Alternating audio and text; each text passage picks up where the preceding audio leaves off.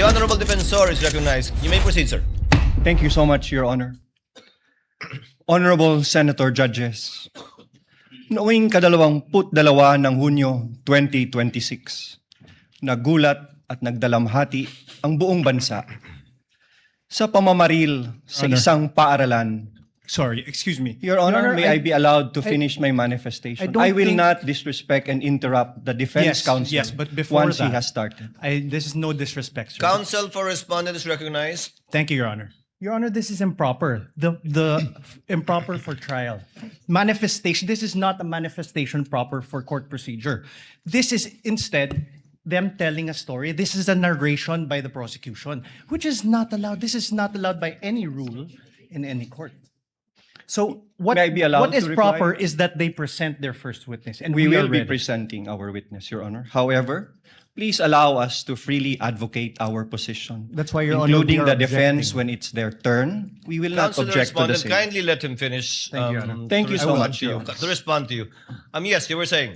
Thank you, Honorable Honorable Defensor. Senator Judges. Noong ikadalawampu No. dalawa ng Honorable Hunyo- Defensor, kindly finish your reply to the Thank you, Your Honor. objection of I will counsel proceed. for respondent. allow us to freely advocate our positions through the proper and respectful discourse. This is not prohibited under the rules. In fact, the court has declared that yesterday, the rules will not comply with the strict procedures of a judicial proceeding. Each article is a separate complaint, and it would be the proper guidance for the senator judges, lalo na po sa ating mga kapwa Pilipino na nanonood, para mas lalo nilang maunawaan ang ipipresenta naming ebidensya. The impeachment is a sui generis. Sui generis dahil kakaiba ito, hindi ito judicial, administrative, o civil o criminal proceeding. Hayaan niyo po kaming magbigyan ng 5 minuto para mailatag namin kung paano namin maipresenta at ang basihan namin sa pagpresenta ng aming ebidensya. Your Honor, may I respond? The presiding officer should rule. Although indeed we will interpret the rules liberally, and although indeed this is a sui generis proceeding, neither will we allow any dilatory moves and/or tactics, and I will bind and hold you to your 5 minutes, Honorable Defensor. Absolutely, And we Your will Honor. clock it. Your Honor, we will may- afford the same opportunity to the counsel for respondents when their turn arrives. Thank you, Your Honor. May I proceed, Your Honor? You may proceed. Honorable Senator Judges, noong ika-22 ng Hunyo 2026, nagulat at nagdalamhati ang buong bansa sa pamamaril sa isang paaralan sa Tacloban City na ikinasawi ng 3 batang mag-aaral at ikinasugat ng marami pang iba.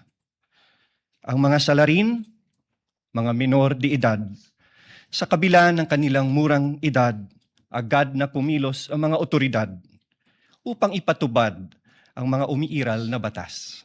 Ang mensahe ay malinaw. Ang pagpigiging bata ay hindi nangangahulugang walang pananagutan. Ang pananagutan ay umiiral, pagamat iba ang paraan ng pagpapatupad nito sa ilalim ng batas. Kamakailan, isang pasahero ang inaresto sa airport at kinasuhan matapos itong magbiro na may bomba sa kanyang bagahe dahil mahigpit na ipinapatupad ng mga otoridad ang patakarang zero tolerance policy sa anumang pagbabanggit ng bomba o anumang pampasabog. Sa isang hiwalay na pangyayari noong Mayo 2020, isang public school teacher ang inaresto, pinusasan at kinasuhan ng NBI sa Zambales matapos magbiro na magbibigay ng pabuya sa sinumang papatay sa presidente ng Republika. Ano ang prinsipyo dito? Ang pananagutan ay pinapairal sa lahat. Bata man o matanda, nasa laylayan man o nasa katungkulan. The prosecution comes before you today to present evidence for Article 4, establishing that Vice President Sara Zimmerman Duterte committed acts that betrayed the public trust, committed culpable violation of the Constitution, committed high crimes in publicly admitting through a live broadcast that she contracted someone to assassinate the President, the First Lady, and the former House Speaker. We acknowledge the burden of this trial on the senator judges as well as the Filipino people. But it is a duty that we must discharge together, lest the public come to believe that threatening public officials and fostering a culture of impunity are conduct that may be tolerated or condoned, especially coming from the second highest official of the land.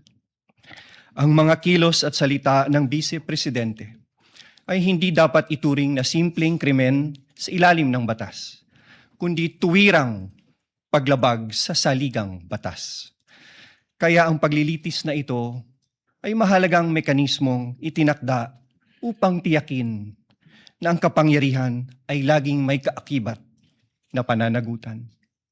Accountability must apply to all or none at all.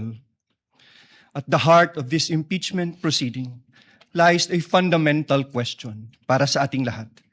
Can we continue to entrust one of the highest constitutional offices to a public official who, on multiple occasions, purposely and willfully and repeatedly resorted to threats of violence against the very institutions that she swore to uphold and protect? The evidence presented in this article are not just derived from testimonies and authenticated documents, but from the Vice President's own words, own conduct, her very own public admissions. Her words were neither accidental nor taken out of context. They were uttered publicly with the intention to be taken seriously. Huwag kang mag-alala, ma'am, sa security ko, kasi may kinausap na ako na tao. At sinabi ko sa kanya na kapag pinatay ako, patayin mo si BBM, Your Honor. si Lisa Marcos, si Martin Romualdez. No joke. No joke. What makes these threats especially sinister is that they do not come from an ordinary citizen, but from the Vice President herself, an official who under the Constitution stands to succeed the President of the Republic. Such statements carry a gravity far from the exercise of one's freedom of expression. They strike at the very heart of government. This is especially significant given that she has publicly declared her intention to run for president in the next election. What values do we expect from those who occupy the highest office in the land? Delicadeza, palabra de honor, integrity, and loyalty to your oath of office. These are not outdated ideals. They are the foundations of honorable public office. Maraming salamat po, Your Honors. The remarks of the gentleman are duly noted. However, Chair would like to inform and instruct the senator judges that the statement and manifestation made by the Honorable Defensor should not in any way be taken as evidentiary because it was merely a manifestation cum introduction of the fourth article of impeachment. Any evidence to be presented proving the fourth article of impeachment should be done through a witness under oath, duly subscribed and subjected to direct and cross-examination. We Call your submit, first witness, Your sir. Honor, may I be allowed also to? Your Honor, we move to strike that opening statement. It's improper for trial. It is not evidentiary in nature. And it only provides conclusions of fact and law. Most of it is irrelevant. And fact of the matter is the prosecution should present evidence and not manifest in this improper manner. May I be recognized, Your Honor? No need. Motion is denied. Let it remain in the records and as instructed by the chair for the senator judges not to deem whatever statements were given by the Honorable Defensor as evidentiary in any way, shape, size, or form. Again, counsel, call your first witness. Your Honor, may I may request I- permission to Your Honor- recognize counsel for the panel of prosecutors, Attorney Virgil Ligutan, to conduct the examination of our first witness. Your He Honor, will may be I- under the direct Counsel suspension and control correspondent, what is your pleasure? of Your the Honor, panel may of I prosecutors. register my continuing objection to the opening statement by the prosecution. Well, I don't think he'll do it again, but nevertheless, so noted. Thank you, Thank Your Honor. you. Your Honor, may I request that Attorney Virgil Ligutan be recognized to conduct the examination of our first witness. Counsel for prosecutors, Attorney Virgil Likutan, so that we can have